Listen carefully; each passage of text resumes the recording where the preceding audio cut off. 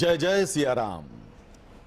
नवमी तिथि मधुमास पुनीता, सुकुल पक्ष अभिजित हरिप्रीता, मध्य दिवस अति शीत न घामा, पावन काल लोक विश्रामा। मित्रों, वो पवित्र चैत्र का महीना था, शुक्ल पक्ष था, नवमी की तिथि थी, लगभग मध्य दिवस था, न अधिक शीत थी न अधिक गर्मी थी और तीनों लोक में बहुत सुरम्य वातावरण था। आज भी वही समय है। जी हां, आज श्री राम नवमी है और अब से थोड़ी देर में भगवान श्री राम का प्राकट्य उत्सव होने वाला है। और आज हम आपको दूरदर्शन के इस विशेष प्रसारण में कनक भवन में क्या गतिविधियां हैं और श्री राम जन्मस्थान पर क्या धूम मची हुई है उसका सजीव चित्रण दिखाएंगे। और स्टूडियो में हमारे साथ मौजूद हैं प्रसिद्ध साहित्यकार पद्मश्री डॉक्टर विद्याबिंदु सिंह जी। विद्याबिंदु जी, आपका बहुत बहुत स्वागत हमारे स्टूडियो में। आज श्री राम नवमी का पर्व है, आपकी पहली टिप्पणी क्या है? सबसे पहले तो मैं आज के इस पावन अवसर पर, श्री राम नवमी के अवसर पर सबको हार्दिक शुभकामना और बधाई देती हूँ और मर्यादा पुरुषोत्तम भगवान श्री राम से प्रार्थना करती हूँ कि हमारे भारत ही नहीं पूरे विश्व के कल्याण के लिए ये वातावरण, ऐसा ही सुरम्य वातावरण बना रहे, तमाम रोग दोष सब संसार से मुक्त हों हम और प्रकृति हमारी रक्षा करती रहे। जी और जी, लेकिन आज भगवान का प्राकट्योत्सव होने वाला है। अब से थोड़ी देर में श्री राम जन्मस्थान अयोध्या में और कनक भवन में वहां पर उनका जन्म होगा। बल्कि पूरे देश में, पूरी दुनिया में जहां जहां भगवान राम के अनुयायी हैं, घर घर में उनका जन्म होगा, घर घर में सोहर गाए जाएंगे। तो आपका लोक संसार क्या कहता है? लोक संसार में तो नित्य राम का जन्म होता है। लोक कामना करता है कि नित्य राम जन्म लें ताकि शांति रहे, सुख रहे। तो इसलिए जब भी कोई भी शिशु जन्म लेता है तो राम का ही जन्म उत्सव होता है। हर सोहर गीत में राम के जन्म की बधाई बजती है, राम का ही मुंडन होता है, राम का नामकरण होता है, राम का छठी बरही सब सारे संस्कार जो है अभी गाँवों में, आज रामनवमी है, इसके बाद पूरे संस्कार सब धूमधाम से मनाए जाएंगे और लोक कंठ मधुर स्वर में राम के जन्म के सोहर सुनाएंगे। तो इसके पहले कि हम अपने दर्शकों को सीधे श्री राम जन्मस्थान ले चलें, कनक भवन ले चलें, मैं चाहूंगा डॉक्टर विद्याबिंदु सिंह जी कोई सोहर हो जाए क्योंकि शिशु का जन्म होने वाला है। जी, तो एक सोहर मैं सुना रही हूँ। अवधम बाजे बधैया, बहुत नीक लागे, बहुत छवि लागई हो, रामा जन में है दीन दयाल, अवध छवि लागई हो। सुरही के दूधवा मंगायो, श्री राम नहवाऊ राम नहवाऊ बहू, रामा प्रेम पीतंबर लपटनिया, सिंहासन पाऊं ढाई बहू। राम के घुड़ला घुड़ला बरवा, बहुत नीक लागई वो, रामा जैसे नारियलवा के कलिया, देखत छवि लागई हो। क्या बात, ये लंबा गीत है। जी जी। और उसके बाद एक छोटा उतारा गाते हैं जिसको तो वो हम अगले 1 घंटे तक अपने दर्शकों के साथ हमारा सामंजस्य बना रहेगा। मित्रों, हम अब आपको लेकर चलते हैं श्री राम जन्मस्थान, जहां पर अनिल त्रिपाठी और आनंद शुक्ल हमारी प्रतीक्षा कर रहे हैं। तो चलकर देखते हैं कि भला वहां पर श्री राम जन्मस्थान अयोध्या में इस समय क्या वातावरण है।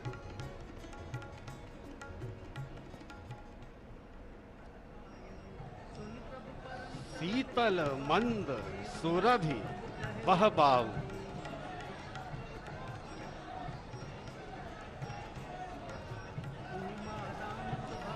शीतल मंद सुरभि बहबाऊ, हर्षित सुर संतन मन चाऊ, वन कुसुमित गिरिगन मनियारा, स्रवहि सकल सरितामृत धारा। जोग लगन गृह बार तिथि सकल भये अनुकूल, चर अरु अचर हर्षजित राम जन्म सुख मूल। ये वो घड़ी आ गई है जब श्री हरि अर्थात विष्णु के 7वें अवतार भारत की संस्कृति के कण कण में विराजने वाले, जन्म जन्मांतर के बंधन से मुक्ति प्रदान कर भव सागर पार लगाने वाले श्री राम, प्रभु श्री राम, राम लला के रूप में प्रकट हो रहे हैं। ये वो घड़ी है जो हर्षित कर रही है पूरे वातावरण को। और ऐसा हो भी क्यों ना, शीतल मंद सुरभि वही बाऊ, हर्षित सुर संतन मन चाऊ, वन कुसुमित गिरगन मनि आरा, सब ही सकल सरितामृत धारा। शीतल और मंद पवन, सुगंधित पवन चलने लगी है।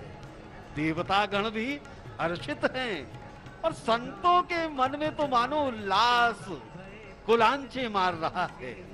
वन फूल गए हैं, पर्वतों के समूह मणियों से जगमगा रहे हैं और नदियां तो जैसे अमृत की धारा बन गई हैं।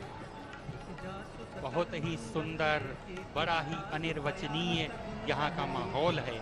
जैसा आप अपने टेलीविजन स्क्रीन पर देख भी रहे हैं, लगातार दूर दूर से श्रद्धालु अपने आराध्य राम लला की एक झलक पाने के लिए श्री राम जन्मभूमि अयोध्या पहुंच रहे हैं।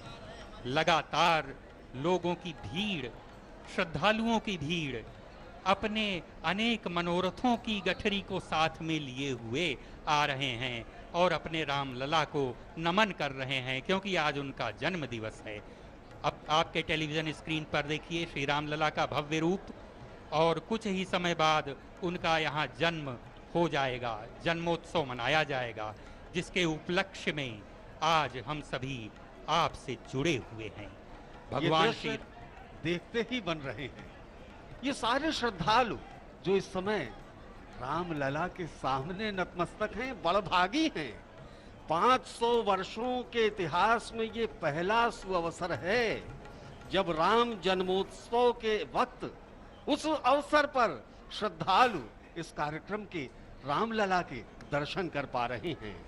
बिल्कुल, अनेक वर्षों की साधना और तपस्या के उपरांत आया हुआ यह अवसर, यह भी भगवान श्री राम लला की कृपा से ही आया है।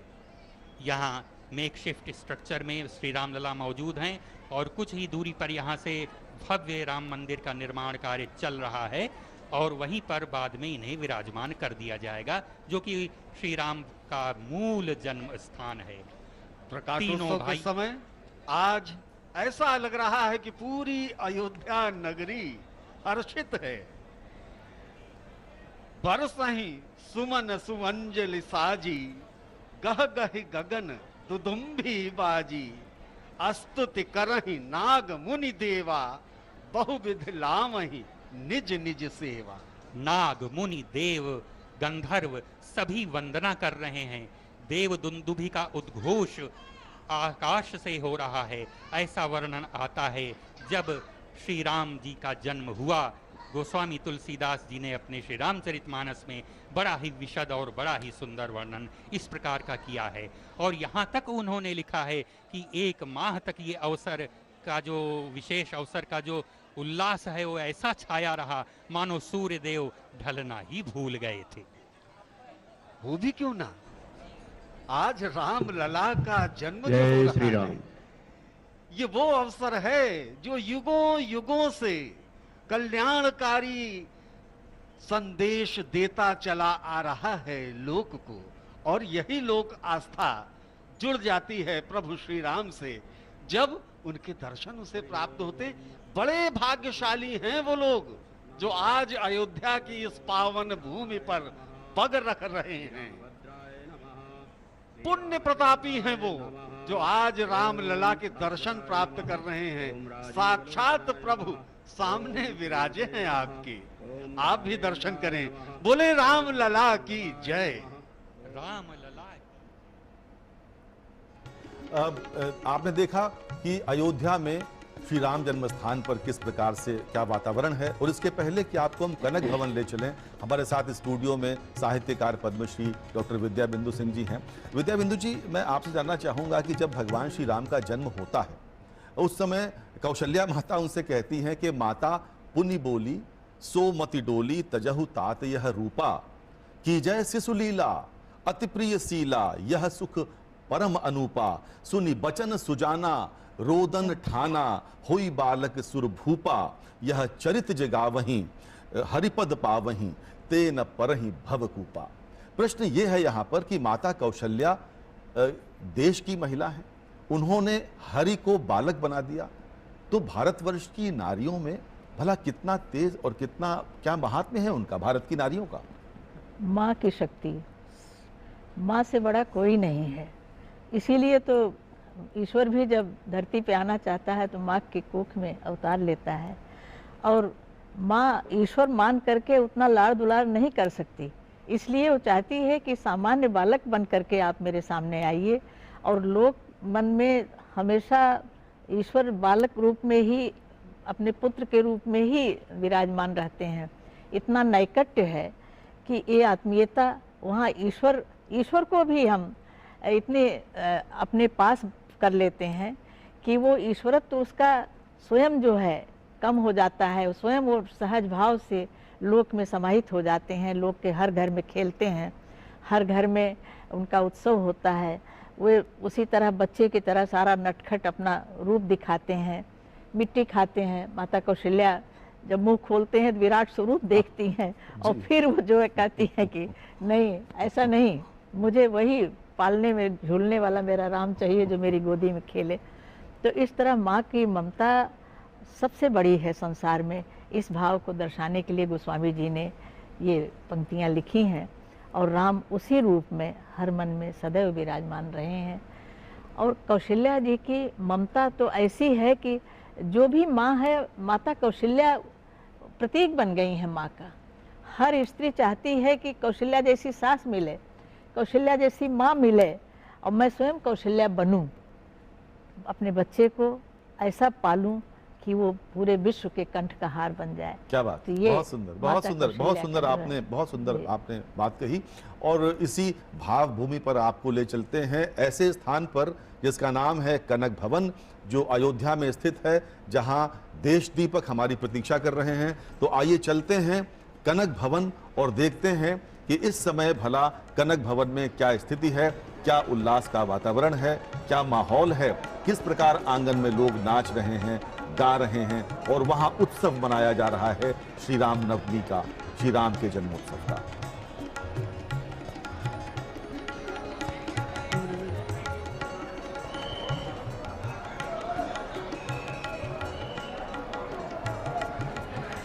यद्यपि सब वैकुंठ बखाना वेद पुराण विदित सब जाना अवधपुरी सम प्रिय नहीं कोऊ यह प्रसंग जाने को। श्री हरि विष्णु के सुदर्शन चक्र पर स्थित सप्तपुरियों में सर्वश्रेष्ठ श्री अयोध्यापुरी स्थित कनक भवन से आप सभी को श्री राम नवमी की मंगल कामनाएं। अयोध्या राममय है, इसके कण कण में प्रभु श्री राम का वास है। यूं तो अयोध्या में सदैव मेले जैसा वातावरण रहता है, किंतु श्री राम नवमी के पर्व पर मानो संपूर्ण अयोध्या श्रृंगार कर लेती है, आनंद भाव से नृत्य करने लेती है, उत्साहित हो जाती है, उल्लसित हो जाती है। यहाँ बहने वाली भक्ति भाव की धारा का प्रवाह मानो और भी प्रगाढ़ हो जाता है।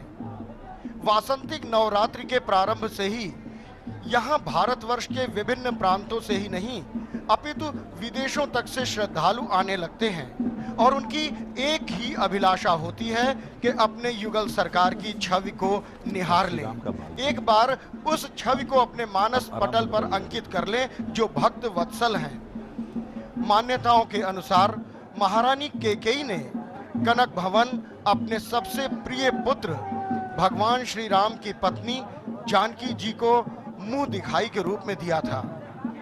सीता जी का भवन होने के कारण यहाँ युगल सरकार के विग्रह विराजमान हैं। ये वो आंगन है जहाँ पर पूरी आकुलता, व्याकुलता, उत्सुकता उग्रता और उत्साह चरम पर है। श्रद्धालु भक्ति भाव से नाच रहे हैं। उन्होंने साकार देखिए हनुमान जी का रूप भी धरा है। मर्यादित और अनुशासित ढंग से एक एक करके वो बहुत ही मर्यादित ढंग से आते हैं कनक भवन की ओर। श्री अवधपुरी में आने की एक परंपरा है। श्रद्धालु आते हैं, सबसे पहले सरयू जी का स्नान करते हैं, उसके बाद नागेश्वर नाथ पर जल चढ़ाते हैं और आ जाते हैं कनक भवन में अपने आराध्य, अपने इष्ट के प्राकटोत्सव का साक्षात्कार करने को। ये वो भव्य और विशाल आंगन है कनक भवन का, जहां पर श्रद्धालु यहां पर आ रहे हैं, दर्शन कर रहे हैं और बाईं तरफ से निकल जा रहे हैं, जबकि ये मध्य में बना हुआ प्रभु श्री राम का चरण चिन्ह है। कनक भवन वर्तमान स्वरूप ओरछा की महारानी के द्वारा बनाया गया है। इसके पूर्व महाराजा विक्रमादित्य ने श्री अवधपुरी का पुनर्निर्माण किया था, क्योंकि प्रभु श्री राम के परलोक गमन के पश्चात श्री अवधपुरी का पुनर्निर्माण कराया था विक्रमादित्य महाराज ने। पावन सैला सरयू की धारा के समानांतर श्रद्धालुओं का प्रवाह अनवरत कनक भवन की ओर बढ़ता ही चला आ रहा है। ये नवरात्रि के प्रारंभ से ही ये प्रवाह आरंभ हो गया था, किंतु यहाँ कल से कुछ अधिक मात्रा में, अधिक संख्या में श्रद्धालु आ रहे हैं। विशालकाय आंगन में पड़ती तपती धूप, भगवान भुवन भास्कर भी आज श्रद्धा के आगे मानो नतमस्तक हो गए हैं। उन्होंने भी शायद अपने ताप को कम कर लिया है। वो ये क्योंकि प्रतीक्षा की इन घड़ियों को काटते हुए श्रद्धालु जहां एक और झांझ, ढोल और मजीरों की धुन कर रहे हैं, वहीं टकटकी लगाकर लोग प्रतीक्षा कर रहे हैं गर्भगृह में उस विग्रह को निहारने की। और जैसे जैसे वो घड़ी नजदीक आती जा रही है, वैसे वैसे श्रद्धालुओं का उत्साह अपने चरम की ओर बढ़ता चला जा रहा है। श्रद्धालु अतिरेक में आकर जयकारे लगाते हैं। गुंजायमान कर रखा है प्रभु श्री राम के जयकारों से पूरी अवधपुरी को। यही दिन राम नाम श्रुति गावहीं, तीर्थ सकल तहां चली आवहीं। जब जब जहां जहां जिस जिस समय प्रभु श्री राम के नाम का गान किया जाता है, समस्त तीर्थ स्वमेव वहां उपस्थित हो जाते हैं। तो आज इसमें कोई संदेह नहीं कि अयोध्या धराधाम, जो कि वैकुंठ के समतुल्य है, वहां समस्त तीर्थ यहाँ एकत्र हैं। ऐसे में इस धराधाम पर उपस्थित होना परम सौभाग्य है। और जो श्रद्धालु किसी वजह से यहाँ पर सशरीर उपस्थित नहीं हैं, तो दूरदर्शन के माध्यम से आप सब साक्षी बन रहे हैं उस घड़ी के, जब कलयुग में पुनः अवतरण होगा। एक बार पुनः प्रभु श्री राम का प्रतीक रूप में जन्म लेंगे, क्योंकि अजन्मे का जन्म नहीं होता है, लेकिन प्रभु जन्मते हैं यह विश्वास दिलाने के लिए कि जब जब हो ही धर्म के हानि, बाढ़े असुर अधम अभिमानी, तब तब धर प्रभु मनुज शरीरा, हरई कृपा निधि सज्जन पीरा। और ये सज्जन की पीरा हरने के लिए ही भगवान का प्राकटोत्सव होना है। 11:20 के आसपास ही ये पर्दा लग गया है। षोडशोपचार पद्धति से अंदर पूजन अर्चन चल रहा है। भगवान का प्रतीक रूप में शालिग्राम महाराज का पंचगव्य यानी कि दूध, शहद, दही, सरयू जल और गुलाब जल से स्नान कराया जाएगा। भगवान नए जनेऊ धारण करेंगे, नए वस्त्र धारण करेंगे। और अब जबकि उत्साह का अतिरेक धीरे धीरे उस चरम की ओर बढ़ता जा रहा है, सभी तालियां बजाकर नृत्य करके, और जो लोग अभी भी थोड़ा सा पीछे रह गए हैं, बहुत तीव्रता के साथ इन सीढ़ियों को चढ़ रहे हैं। ये मुख्य प्रवेश द्वार है। यहाँ से सीढ़ियाँ चढ़ने के बाद आप मुख्य आंगन में पड़ते हैं।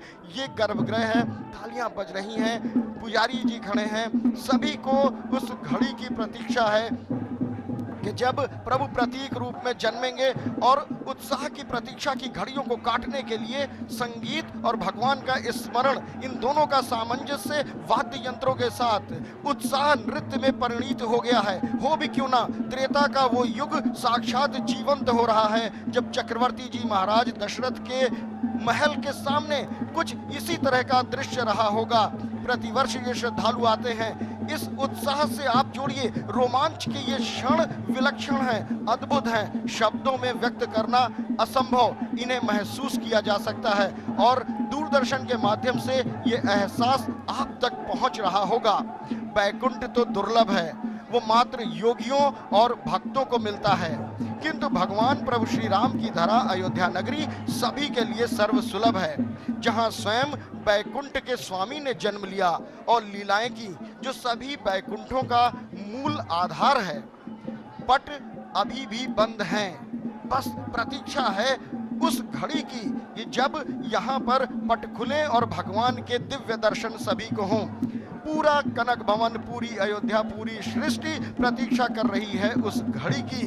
नौमी तिथि मधुमास पुनीता, शुक्ल पक्ष अभिजित हरिप्रीता, मध्य दिवस अति शीत न घामा, पावन काल लोक विश्रामा। प्रभु का जब जन्म होता है तो वो मध्य होता है दिन का, बहुत न गर्मी होती है और ना ही बहुत धूप होती है, और शायद इसी वजह से यहाँ आने वाले श्रद्धालुओं ने अपने अपने तरीके से यहाँ अपनी हाजिरी लगाई है। कुछ लोग अनुशासित ढंग से गर्भगृह में पहुंचकर जहाँ तालियां बजा रहे हैं, वहीं पर बाहर आंगन में सभी एक ही स्वर में कह रहे हैं, जय जय सिया राम, जय जय सिया राम।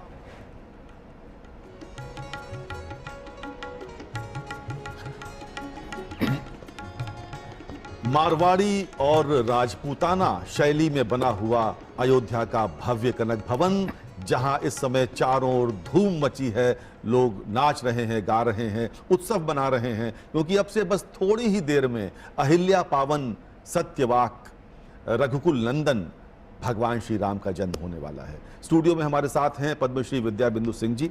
विद्या बिंदु जी, मैं आपसे जानना चाहता हूं कि आजकल जो माताएं हैं जिन्हें पुत्र रत्न की प्राप्ति होती है, तो एक पुत्र को पालने में उनको बहुत मुश्किल होती है, तो भला भगवान जब स्वयं पुत्र रूप में जन्मे हों तो उस समय माता कौशल्या ने उनका लालन पालन कैसे किया होगा? भाई वो भी नटखट रहे होंगे, शैतानियां करते होंगे, माता को परेशान करते होंगे, छकाते होंगे, दूध नहीं पीते होंगे, ये कैसे माता कौशल्या ने उनका लालन पालन किया होगा? मेरे मन में ये कौतूहल है।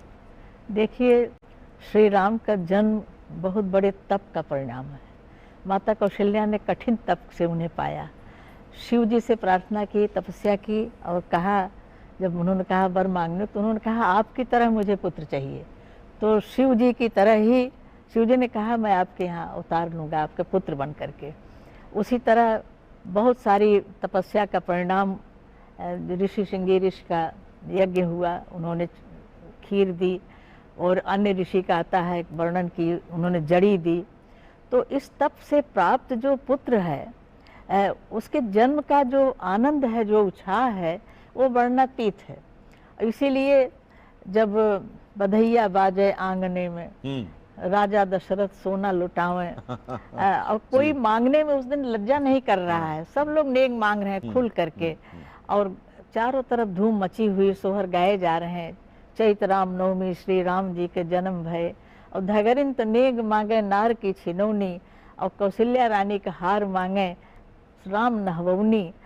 इसी तरह वो गैया लुटा रही हैं, दान दे रही हैं।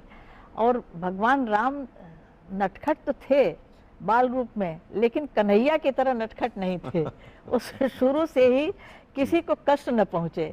यहाँ तक कि गोस्वामी जी ने लिखा है ना कि खेल में भाइयों को जिता देते थे कि किसी को दुख न पहुँचे कि मैं हार गया। तो श्री राम का बालपन भी उसी मर्यादा से एकदम बंधा हुआ, सबके प्रति वत्सल भाव, सबके प्रति उदारता, सबके प्रति प्रेम। लेकिन जब माँ वो नहीं खाते थे तो तरह तरह से मनुहार करती हैं, पालना झुलाती हैं, चारों भाई झूल रहे हैं, तीनों मैया झुला रही हैं। ऐसे अनोखे वर्णन है साहित्य, लिखित साहित्य में भी, वाचिक साहित्य में भी, कि उसको पढ़ करके इतना आनंद आता है कि हम भूल जाते हैं कि हम आज कलयुग में हैं।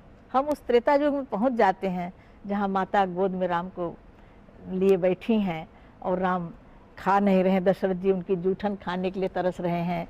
तो ये सारा भाव जो एक साधारण मनुष्य का होता है, वो भाव माता कौशल्या और कैकेयी और सुमित्रा में है, और वही राजा दशरथ जी के मन में है।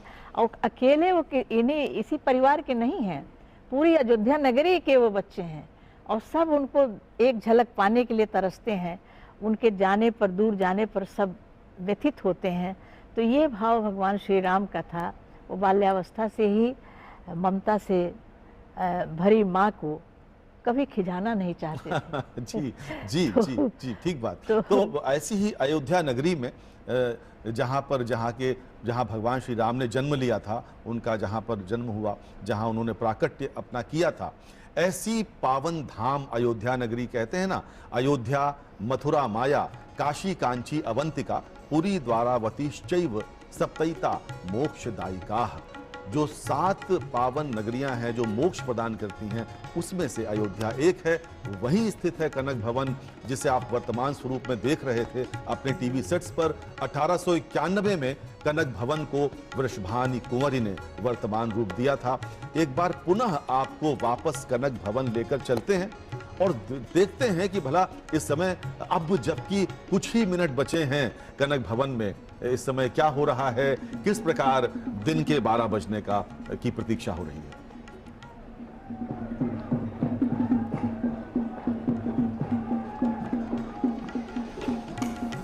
कनक भवन के प्रांगण में इस समय प्रतीक्षा की घड़ियां अपनी समाप्ति की ओर हैं। धीरे धीरे श्रद्धालुओं का उत्साह उस तरफ बढ़ रहा है जहां मनु, इक्ष्वाकु, रघु, दिलीप, सगर, अज की पीढ़ी के राजा दशरथ के घर आज प्रतीक रूप में जन्म होगा राघवेंद्र सरकार का। सभी लालायित हैं उनके दर्शन को। उत्कंठा है हृदय के भीतर एक कि उस अमर छवि को देख लें। एक अभिलाषा है निहार लेने की उस मधुर छवि को जो जन्मों जन्मों के कष्टों को हर लेती है। राम का हर रूप मनोहारी है, कल्याणकारी है, चकित करता है, आनंदित करता है। राम शुभकारी हैं, राम सुखकारी हैं। और ये कनक भवन का विशाल प्रांगण, वो आंगन जो खचाखच भरा हुआ था, अब धीरे धीरे गर्भगृह, छोटा जगमोहन, बड़ा जगमोहन पूरी तरह से श्रद्धालुओं से भर गया है। और आंगन की भीड़ भी अब धीरे धीरे जाकर वहां पर खड़ी है। लेकिन भगवान श्री राम ने मर्यादा के जो पाठ पढ़ाए हैं, जो अनुशासन सिखाया है, कोई भी धक्का मुक्की नहीं, प्रशासन का पूरा सहयोग, सुरक्षा व्यवस्था जितनी कड़ी, पूरे निर्देशों का समन्वित रूप से पालन। क्योंकि उस मर्यादित आचरण का प्रत्यक्ष अगर देखना है तो भगवान राम की नगरी से बढ़िया उदाहरण हो नहीं सकता। इतनी अधिक श्रद्धालु हैं, लेकिन आप देखिए कितने अनुशासित और संयमित ढंग से पूरे आंगन में भरे हैं। सब अपनी अपनी जगह पर बैठकर प्रतीक्षा कर रहे हैं राघवेंद्र सरकार के प्राकटोत्सव की, जो कि कुछ ही पलों में होना है। लेकिन उन प्रतीक्षा की घड़ियों को मन ही मन संकीर्तन करके, प्रभु के नाम का स्मरण करके, तालियां बजाकर, और कुछ लोग तो नृत्य में उल्लसित होकर झूम रहे हैं। भावनाएं भाषा की मोहताज नहीं होती, भावनाएं तो स्वयं पहुंच जाती हैं। गीत, संगीत, नृत्य और मौन संवाद का एक सबसे सशक्त माध्यम है। ये प्रभु श्री राम के आंगन में जो चरण है, इसके ठीक बगल एक छोटा सा सिद्ध हनुमान जी का मंदिर है। भगवान श्री राम के श्री चरणों में रहकर हनुमत लाल भी यहाँ रहते हैं, क्योंकि गर्भगृह के भीतर उनका प्रवेश वर्जित है। ये माँ जानकी का, माँ भगवती का अपना व्यक्तिगत, नितांत व्यक्तिगत कक्ष है। इसीलिए भगवान श्री राम और जानकी जी यहाँ विराजते हैं। तरह तरह के रूप धर के भगवान के समक्ष अपनी श्रद्धा निवेदित करने के विभिन्न आयामों के यहाँ दर्शन मिलते हैं, जिसे प्रेम की पराकाष्ठा कह सकते हैं। और कह सकते हैं जय जय सिया राम।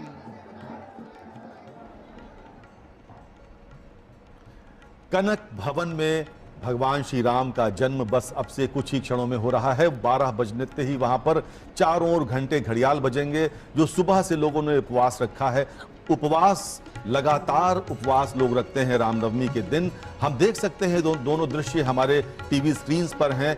एक चित्र जो हमको मिल रहा है वो श्री राम जन्म स्थान का है, दूसरा चित्र हमें मिल रहा है वो श्री कनक भवन का है। उनके प्राकट्योत्सव का देखिए, उनका प्राकट्योत्सव हो चुका है। इस समय आरती हो रही है, भगवान श्री राम के जयकारे लग रहे हैं, चारों ओर घंटे घड़ियाल बज रहे हैं। अयोध्या वो नगर है जहां चारों ओर मंदिर हैं, वाराह मंदिर से लेकर वामन मंदिर तक, चारों ओर घंटे घड़ियालों की ध्वनि गूंजती रहती है।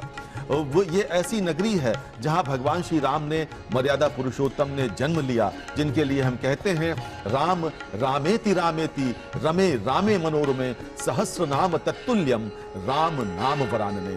मर्यादा पुरुषोत्तम भगवान राम जो शिराओं में जिनका नाम हमारे साथ बहता है, सनातन संस्कृति में, सनातन धर्म में भगवान राम का शील, भगवान राम का चरित्र और उस समय त्रेता युग में उनके द्वारा निभाए गए संबंधों का शतांश भी अगर आज हम जी लें तो संभवतः हमारा जीवन धन्य हो जाए। हमारे साथ इस स्टूडियो में डॉक्टर विद्या बिंदु सिंह जी भी हैं। डॉक्टर विद्या बिंदु सिंह जी, आप बताएं, इस समय भगवान का प्राकट्योत्सव हो चुका है पूरे देश में, पूरी दुनिया में, और जहां वो जन्मे थे अयोध्या में जन्म स्थान पर हम धन्य हैं वो चित्र देखकर जो हमारे सामने है। अयोध्या में त्रेता युग में भगवान राम ने जहां जन्म लिया, इस समय सीधे ये चित्र दूरदर्शन के माध्यम से आपके स्क्रीन पर हैं। क्या कहेंगे आप? मेरा तो रोम रोम पुलकित हो रहा है जी। चारों तरफ हमारे कानों में बचपन से सुना हुए गीत, जन्मे श्री रघुरैया अवधपुर बाजे बधैया, राजा दशरथ रतन लुटावे, मैया लुटावे गैया अवधपुर बाजे बधैया। ड्योढ़ी पे ब्रह्मा वेद उचारे, ड्योढ़ी पे ब्रह्मा वेद उचारे, नारद बीन बजैया अवधपुर बाजे बधैया। आपने तीर्थों की कहा कि सब तीर्थ वहाँ आ गए हैं। गंगा आई जमुना आई, आई है सरजू मैया अवधपुर बाजे बधैया। सारा संसार पुलकित हो रहा है, मधुर मधुर ध्वन में सब गा रहे हैं और उल्लास से पूरी धरती नृत्य कर रही है, पूरी प्रकृति में उल्लास भरा हुआ है। ऐसे हमारे रघुनंदन श्री राम का प्राकट्य सबके लिए मंगलकारी हो, और हम अपने बता नहीं सकते कि क्या मन में कितनी पुलक भरी हुई है। और भगवान श्री राम इसी तरह नित्य हम सबके ऊपर अपनी कृपा बरसाते रहें। और आज सबसे बड़ी खुशी की बात यह है कि जन्म उनका जन्मभूमि में हो रहा है, रामलला वहाँ विराजमान हो गए हैं, जिसकी कितने वर्षों से हम प्रतीक्षा कर रहे थे। आज ये उल्लास का क्षण हृदय में पुलक को समाये नहीं रहा है, बिल्कुल हम बहुत पुलकित हैं। दर्शनार्थी और श्रद्धालु जो हैं उनका हृदय भर भर आ रहा है यह दृश्य देखकर। विश्वामित्र प्रिय महोदय महाभाग रघुपुंगव त्रिलोकात्मा शूर परब्रह्म मर्यादा पुरुषोत्तम भगवान श्री राम का प्राकट्योत्सव वर्ष 2022 का इस समय अयोध्या में मनाया जा रहा है। ये चित्र सीधा आप देख रहे हैं जो अयोध्या के श्री राम जन्म स्थान से दूरदर्शन ने विशेष रूप से अपने प्रसारण में आपके लिए पिरोए हुए हैं। सबके हाथ बंधे हुए हैं, सबके हाथ बंधे हुए हैं, सब प्रणाम की मुद्रा में हैं। सब इन चित्रों को अपनी आंखों में भरना चाहते हैं। वो सब चाह रहे हैं कि चैत्र मास के शुक्ल पक्ष की ये जो नवमी तिथि है, जिसे हम राम नवमी के रूप में भी जानते हैं, आज वो दृश्य सबके सामने है। वो अद्भुत समय, अलौकिक समय सबके सामने है। भगवान श्री राम का जन्म अयोध्या में हुआ है और अन्याय के विरुद्ध शक्ति का प्रयोग किया भगवान श्री राम ने। आसुरी शक्तियों का विनाश किया भगवान श्री राम ने। कवि हरिओम पवार कहते हैं कि राम दवा हैं, रोग नहीं हैं, सुन लेना। राम त्याग हैं, भोग नहीं हैं, सुन लेना। राम दया हैं, क्रोध नहीं है, जगवालो। राम सत्य हैं, शोध नहीं है, जगवालो। राम हुआ है नाम लोक हितकारी का, रावण से लड़ने वाली खुददारी का। क्या कहेंगे डॉक्टर विद्या बिंदु सिंह जी? देखिए, श्री राम का चरित्र इसलिए इतना आकर्षक है। डॉक्टर लोहिया कहते थे कि श्री राम जैसा बना नहीं जा सकता, लेकिन उनके पीछे चला जा सकता है। तो ऐसे महान मर्यादा पुरुषोत्तम का आगमन कितना प्रतीक्षा के बाद हुआ था। जब राम नहीं थे, दशरथ के घर में जन्म नहीं हुआ था, तब माता कौशल्या दुखी रहती थी। दशरथ जी को किसी ने निर्वंशी है उनका मुंह नहीं देखूंगी, ये प्रजातंत्र का एक रूप था। और सफाई करने वाली उनसे बोलती है कि आज मैंने राजा दशरथ का मुंह देख लिया और निर्वंशी हैं। तो उसका पति उसे डांटता है कि तीनों भुवन के राजा को तुम ऐसा कह रही हो।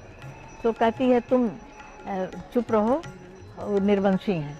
और इतना व्यथित होते हैं। उस समय देखिए कि ये प्रजातंत्र का कोई भी राजा को आलोचना कर सकता था। और वे प्रकृति से जा कर के मांगते हैं, बेल के पेड़ के नीचे खड़े होते हैं। वो उन्हें कहती है कि जाके कौशल्या की व्यथा देखिए, और वो आते हैं कौशल्या जी को दुखी देख करके। फिर तो ये जो राम के जन्म की कामना है, ये उनके माता पिता के मन में थी। और उसके बाद उसी समय उनको ये सूचना भी जो है भविष्य की गीतों में व्यक्त हो जाती है कि आगे का जो उनका जीवन है राम का, वो बचपन जैसे ही उनका बचपन बीतेगा, तमाम कष्ट उनके जीवन में आने वाले हैं। उन्हें श्रवण कुमार की याद आती है दशरथ जी को। तो जब कौशल्या जी लुटाने रखती हैं तो कहते हैं अरे धीरे धीरे अयोध्या लुटाओ। और पहले भी कहते हैं कि तुम क्यों चिंता करती हो, हम तीनों भुवन के राजा हैं, हम राज करें। तो कौशल्या जी कहती हैं नहीं, तीनों भुवन के राजा हैं, यहाँ का अयोध्या के सोने चांदी का ढेर मेरे लिए कूड़ा है अगर मेरे घर राम नहीं है। तो राम से ही सारी संपत्ति है, राम से ही सारी निधि है। और फिर दशरथ जी उन्हें मनाते हैं। तो यहाँ तक चिंता करते हैं कि जब प्रसव पीड़ा हो रही है तो सबसे पहले कौशल्या जी को चिंता होती कहीं मूल नक्षत्र में राम न जन्म लें। अच्छा जी। तो राम भीतर से ही कहते हैं माँ चिंता न करो, मैं भली घड़ी में जन्म लूंगा। और जब प्रसव पीड़ा हो रही है तो दशरथ जी ब्राह्मण को बुलाते हैं कि आप आइए और हम दान दें आपको, और धेनु देंगे और ये रत्न जड़े हुए अनाज देंगे, जिससे कि पूजा करिए। तो ब्राह्मण देर लगाते हैं आने में। तो दशरथ जी गीली धोती में थर-थर कांप रहे हैं। तो वो कहते हैं, शाप देते हैं कि जाओ, आज इतना आदर से मैं बुला रहा हूँ और मेरी पत्नी पीड़ा से ग्रस्त है और नहीं आ रहे हो, तो कलयुग आने दो, तुम घर घर भिक्षा मांगोगे तब भी पेट नहीं भरेगा। लेकिन माता कौशल्या उन्हें कहती है नहीं, ऐसा न कहिए, अगर ब्राह्मण दुखी होगा तो मेरे राम को दुख मिलेगा। तो कौशल्या माता किसी का दुख देख नहीं सकती और राम के लिए कामना करती रहती हैं। ठीक कह रही हैं तो आप। दशरथ जी कहते हैं ठीक है, मैं शाप नहीं दे रहा हूँ, लेकिन ब्राह्मण को भी विनम्र होना होगा, ये हाँ, उसको और इस सीख समय दे रहा आप हूँ। देखिए आपकी टीवी स्क्रीन पर अभी दोनों दृश्य हम दिखा रहे थे। जी। दोनों दृश्य, यानी कि एक दृश्य हम आपको दिखा रहे थे जहां पर श्री राम जन्मस्थान से वो दृश्य आप देख सकते हैं, दूसरा दृश्य आप देख सकते हैं कनक भवन से। दोनों स्थान पर आरती संपन्न हो गई है और मेरे मन में भाव आ रहे हैं कि हे जगत पिता, हे रघुनंदन, काटो अब मेरे भी बंधन, हम करते हैं तेरा वंदन, आकर दर्शन दो रघुनंदन। हम पातक तू पातक हरता, हे भाग्य विधाता सुख करता, इस जीवन का उद्धार करो, सब कष्ट हरो, सब कष्ट हरो। तो दर्शकों, आप दृश्य देख रहे हैं इस समय रामभद्र राजीव लोचन सत्य विक्रम बाली प्रमथन विभीषण परित्राता जितेंद्रिय भगवान श्री राम का जन्म अयोध्या में हो चुका है। और ये सूचना पाते ही अयोध्या वासी जो सुबह से उपवास पर थे, उन्होंने अपना उपवास तोड़ दिया है। पूरी दुनिया, पूरे देश में राम भक्तों के बीच हर्ष की लहर दौड़ गई है। विशेष रूप से ये दोनों चित्र देखकर जो आपको हम कनक भवन और श्री राम जन्मस्थान से दिखा रहे हैं, मैं विशेष बल दूंगा, श्री राम जन्मस्थान से देखने वाले चित्र अत्यंत हर्ष प्रदान कर रहे हैं, आंखों में आंसू श्रद्धालुओं के ला रहे हैं। और वो दृश्य देख रहे हैं कि सनातन धर्म के स्वामी, जिनकी मान्यता केवल भारत में ही नहीं बल्कि अंतर्राष्ट्रीय स्तर पर है, जो सार्वकालिक, सार्वदेशिक, सार्वभौमिक भगवान हैं, जिनकी पूजा इंडोनेशिया, मलेशिया, जावा, सुमात्रा, बोर्नियो, कहां तक होती है। विद्या बिंदु जी, हम चाहेंगे इस विषय पर आप कुछ हमारे दर्शकों के साथ। आपने प्रसाद ग्रहण करने की बात की, तो आज जो है धनिया की पंजीरी बटती है। अच्छा। भून के धनिया को, ये बहुत ही पाचक होती है आयुर्वेद की दृष्टि से, और चरणामृत बटता है, वही प्रसाद सब पा रहे हैं। और जो आपने पूरे विश्व में राम की संस्कृति के प्रचार प्रसार की बात कही, तो ये सबसे अधिक गोस्वामी तुलसीदास की रामचरितमानस के माध्यम से और हमारे लोकगीतों के माध्यम से भी पूरे विश्व में राम कथा का प्रसार हुआ। और इतना अधिक प्रसार हुआ कि मैं जब विदेश जाती हूँ तो मुझे लगता है कि भारत से अधिक वहाँ राम का चरित्र गाया जाता है और राम के प्रति श्रद्धा भाव वहाँ लोगों में है। और बड़ा मन प्रसन्न हुआ देख करके। बहुत सारे गीत जो मुझे यहाँ नहीं मिले थे वहाँ जाके सुनने को मिले। तो ये राम की संस्कृति इतनी आकर्षक है कि पूरा विश्व, जो हमारे प्रवासी भारतीय अपनी जड़ों से कट के बाहर जाने को विवश हुए थे, वे फिर अपनी जड़ों को लौटना चाहते हैं, क्योंकि यहाँ श्री राम हैं। ये भारत के हृदय स्थल अवध में श्री राम का जन्म हो रहा है और उसके लिए पूरा संसार आज देख रहा है कि हमारे आराध्य श्री राम किस तरह एक आदर्श पुरुष के रूप में, आदर्श मानव के रूप में और देवत्व की सबसे ऊंची गरिमा के साथ पूरे विश्व की रक्षा का संकल्प लेते हैं और ये बताते हैं कि सबका दुख लेने के लिए बहुत बड़ा मन होना चाहिए और सबका दुख दूर करने का जो संकल्प लेता है वह अपने ऊपर दुख झेलता है, लेकिन कहता नहीं किसी से। राम अपनी व्यथा किसी से नहीं कहते और सबका दुख पूरे जीवन उठाते हैं, सबके लिए तप करते हैं, सबके लिए युद्ध करते हैं और सबके सुख के लिए लगातार जो है लगे रहते हैं। ऐसे श्री राम, ऐसी माँ सीता, इन सबके चरणों में शत शत नमन। फिर वो राम राज्य हमारे देश में आए, ये कल्पना की जा रही है। उसके लिए प्रयास भी हमारी वर्तमान सरकार कर रही है कि जहाँ पर मांगे बारिधि देहि जल, रामचंद्र के राज, वही राम राज्य था। और मुखिया मुखसो चाहिए, मुखिया मुखसो चाहिए, खान पान को एक, पालई पोसई सकल अंग, तुलसी सहित विवेक।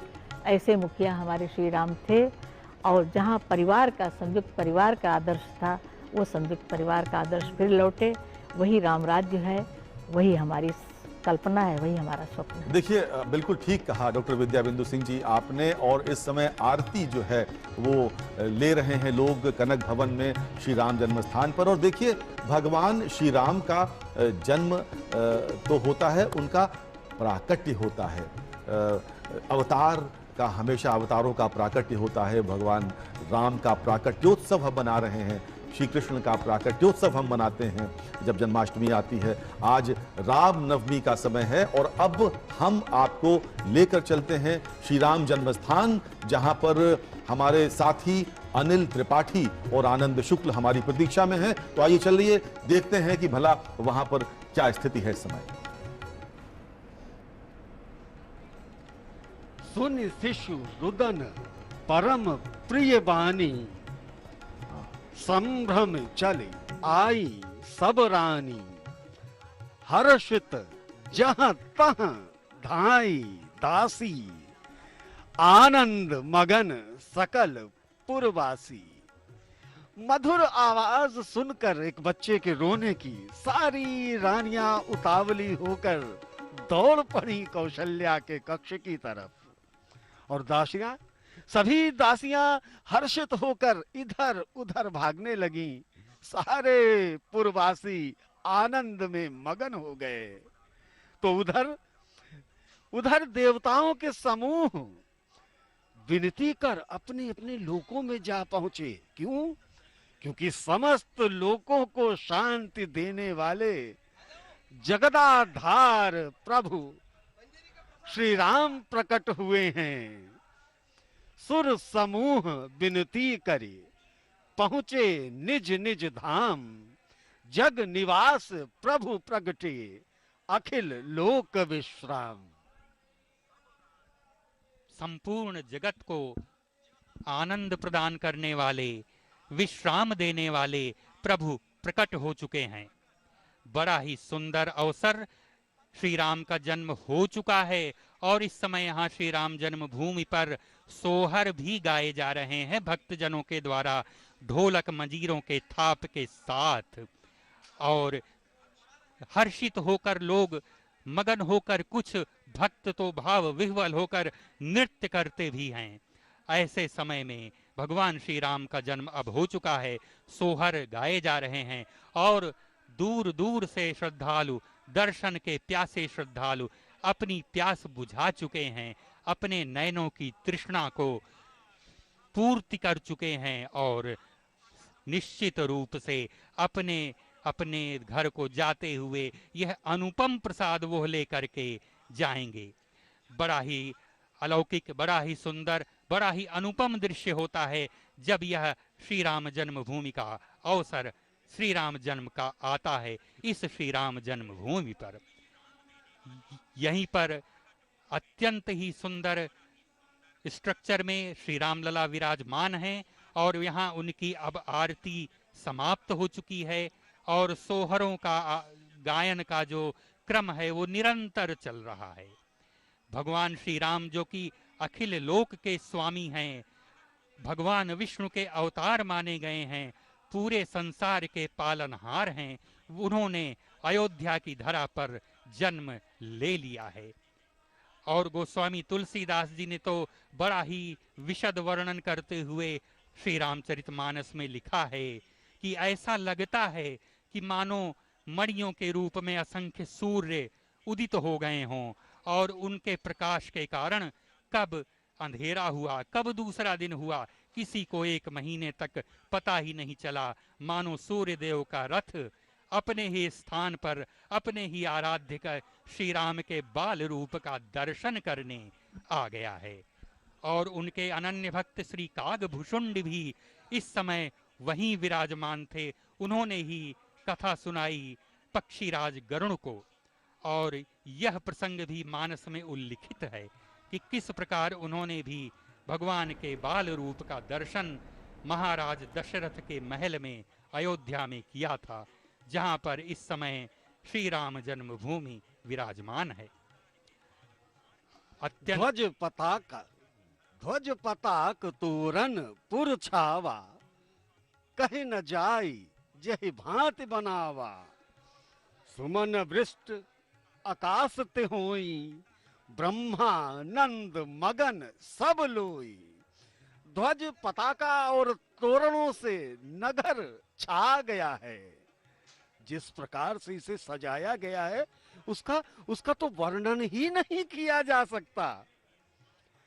आकाश से फूलों की वर्षा हो रही है, सब ब्रह्मानंद में लीन है। क्यों? क्योंकि राम लला का प्राकट्य हुआ है। बोलिए श्री राम लला की जय। हमारे जिन साथियों ने देर से टीवी सेट्स खोले हैं उनको बता दूं, इस समय दूरदर्शन पर आप देख रहे हैं अयोध्या से श्री राम नवमी का सजीव प्रसारण और स्टूडियो में हमारे साथ हैं पद्मश्री डॉक्टर विद्या बिंदु सिंह जी। मित्रों, हम देखें तो भगवान श्री राम का पूरा जीवन, उनका पूरा जीवन में उसमें दुर्घटनाओं का अनवरत सिलसिला चलता रहा।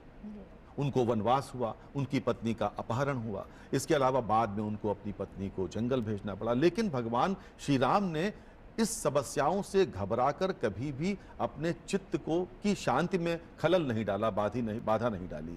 उनके अंतर मन में हमेशा शांति बनी रही। और यही नहीं, इसके अलावा वो देखिए उनके अंतर मन का प्रबंधन बड़ा अच्छा रहा। क्या शिक्षा हम ले सकते हैं कि भगवान श्री राम के जीवन से हम सभी भारतवासी? उनका हर आचरण, हर व्यवहार हमें बहुत कुछ सिखाता है।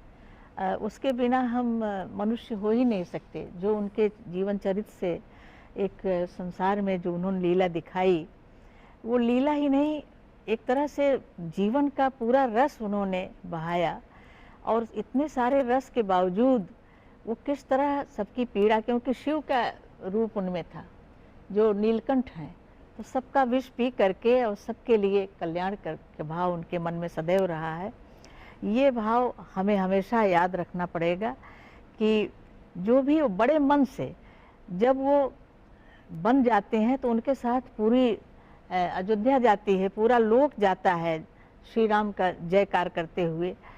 और जब सीता के लेकर के तमाम तरह के उनके ऊपर प्रश्न कटघरे में भी रखे जाते हैं श्री राम, लेकिन फिर भी वो विचलित नहीं होते। उनके चेहरे पर मंदस्मिति हमेशा रहती है और एक शांति रहती है। जो आपने शांति की बात की, वो इसीलिए कि वे दिखावा नहीं करते, वो भीतर से वो असुरों के भी मित्र हैं।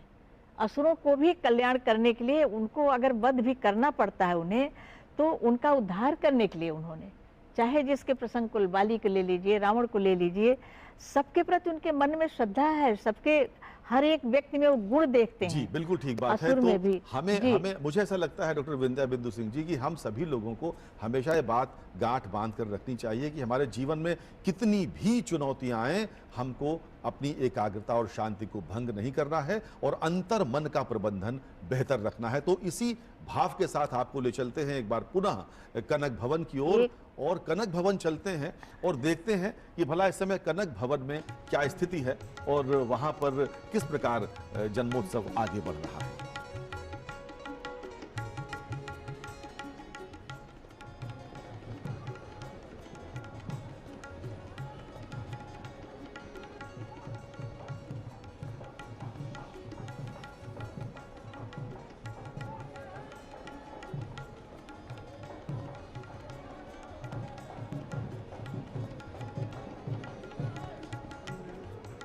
छोटा सा प्रसंग है गीत का,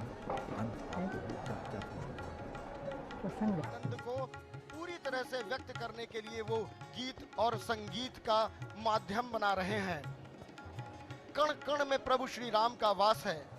प्रभु राम जो लोगों को पावन करते हैं, धन्य करते हैं, यही नहीं उन्हें अपनी ओर आकर्षित भी करते हैं।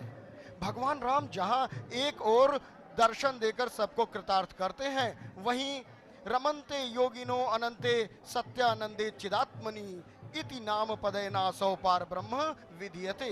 यानी प्रभु यहाँ वहाँ सब में रम रहे हैं, सभी को अपने में रमा रहे हैं। और राम जन्म के अवसर पर तो उनकी महिमा मानो बरसती है। व्यापक ब्रह्म निरंजन निर्गुण भगति विनोद, सो अज प्रेम भगति बस कौशल्या की गोद। जो विभु हैं, जो परमात्मा हैं, जो निर्गुण हैं, जो निराकार हैं, वो आज कौशल्या की गोद में भक्तिवश प्रेमवश साकार रूप में प्रकट होकर अखिल ब्रह्मांड को कृतार्थ कर रहे हैं। और आज वही भक्ति, वही आस्था, वही विश्वास, वही प्रेम, वही मर्यादा, वही समर्पण यहाँ श्रद्धालुओं में झलकी पड़ रही है।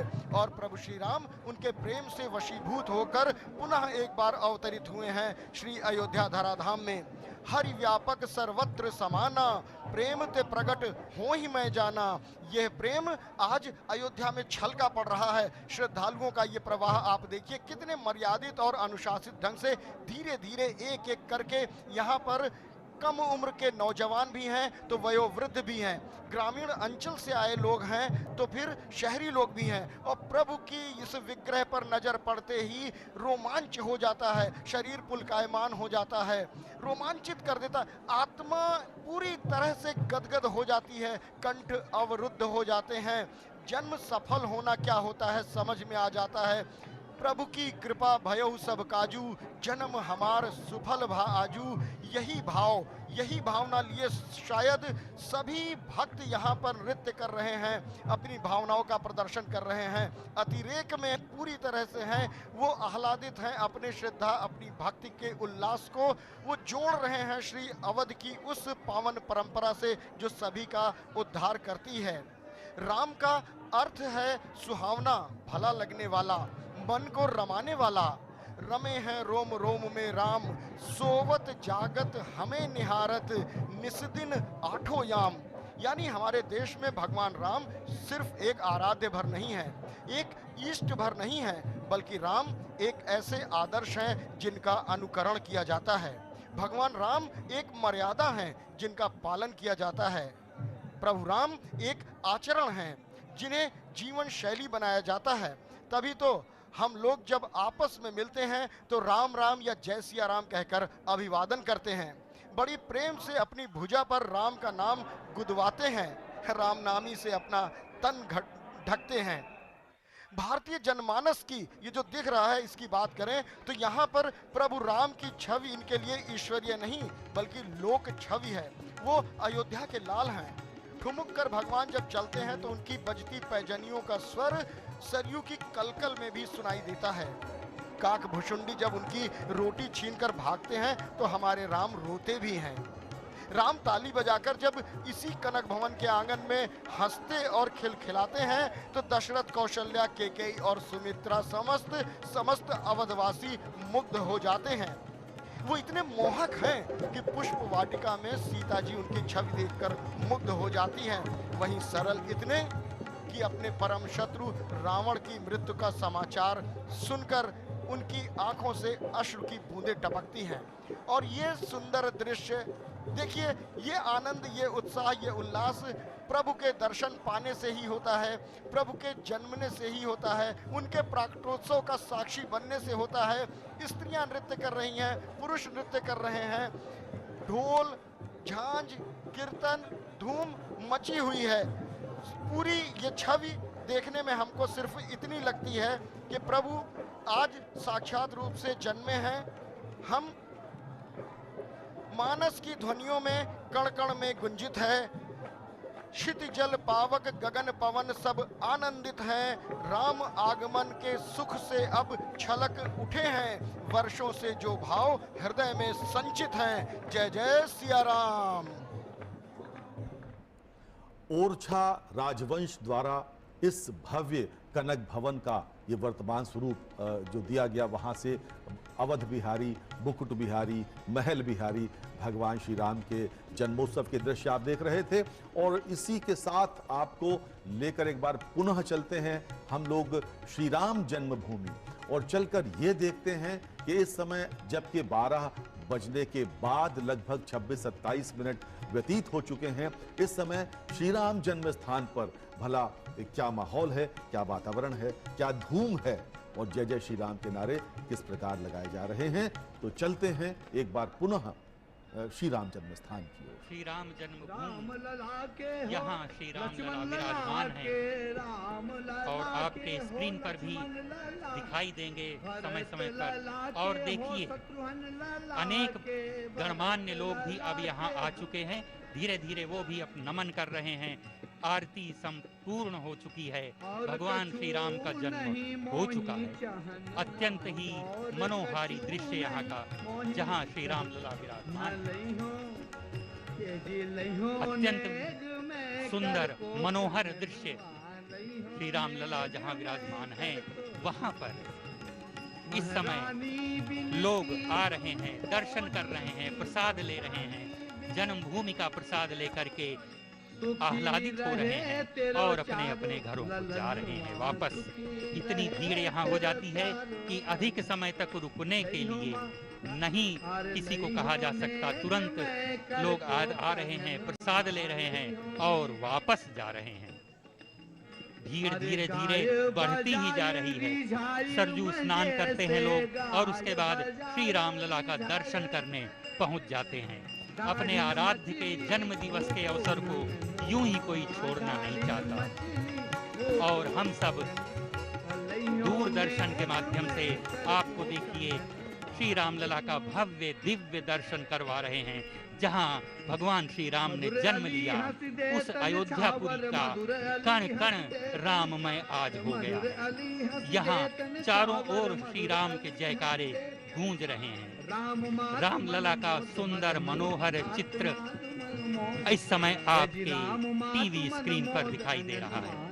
अत्यंत सुंदर। और ये देखिए, भक्तों द्वारा तबले, ढोलक, मंजीरे आदि की थाप के साथ, भक्ति गान के साथ साथ सोहर भी गाए जा रहे हैं। जो बच्चे के जन्म का उत्सव होता है उसे मनाया जा रहा है। और अत्यंत ही सुंदर यह दृश्य होता है जब श्री राम और अब जबकि हम अपने लगभग अंतिम चरण में पहुंच गए हैं इस सजीव प्रसारण के, डॉक्टर विद्या बिंदु सिंह जी, आपका अंतिम टिप्पणी आपकी क्या है? देखिए, जन्म के बाद नाल काटने का महत्वपूर्ण कार्य होता है।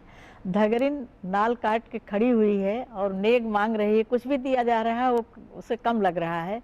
तो राजा दशरथ जी कहते हैं कि तुम नहीं मान रही हो तो फिर राम को ही उठा ले जाओ।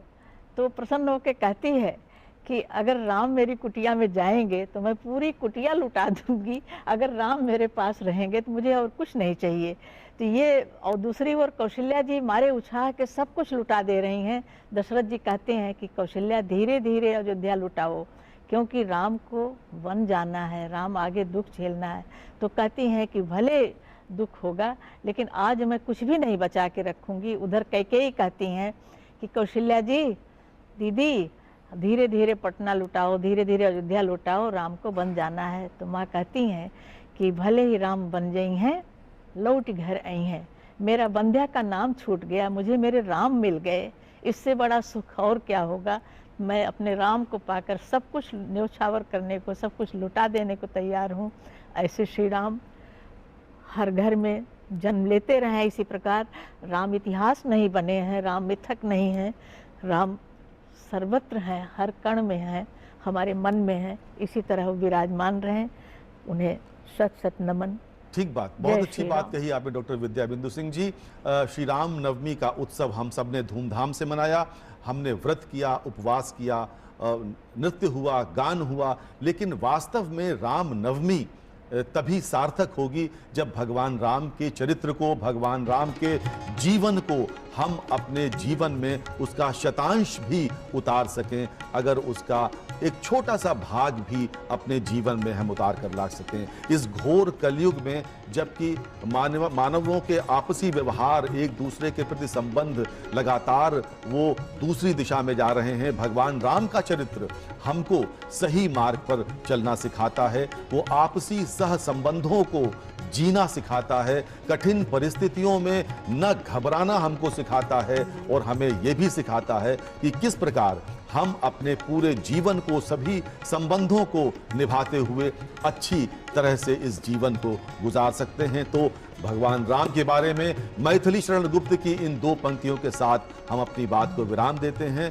कि राम तुम्हारा गान स्वयं ही काव्य है, कोई कवि बन जाए सहज संभाव्य है। आप दूरदर्शन के माध्यम से श्री रामनवमी का चरित्र आप सजीव प्रसारण देख रहे थे। इसको अब समाप्त करने का समय आता है। डॉक्टर विद्या बिंदु सिंह जी, बहुत बहुत धन्यवाद हमारे स्टूडियो में आने के लिए, और आप सबका बहुत ढेरों धन्यवाद जो अपने घर पर बैठकर इस सजीव प्रसारण को देख रहे थे। तो अब पूरे दूरदर्शन परिवार की ओर से जय जय सिया राम। जय श्री राम।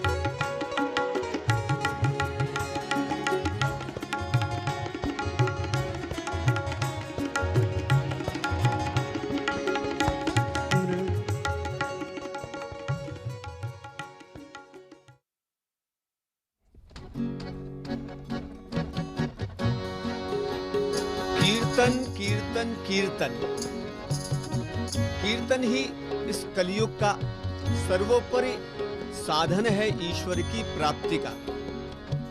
समस्त शास्त्र, समस्त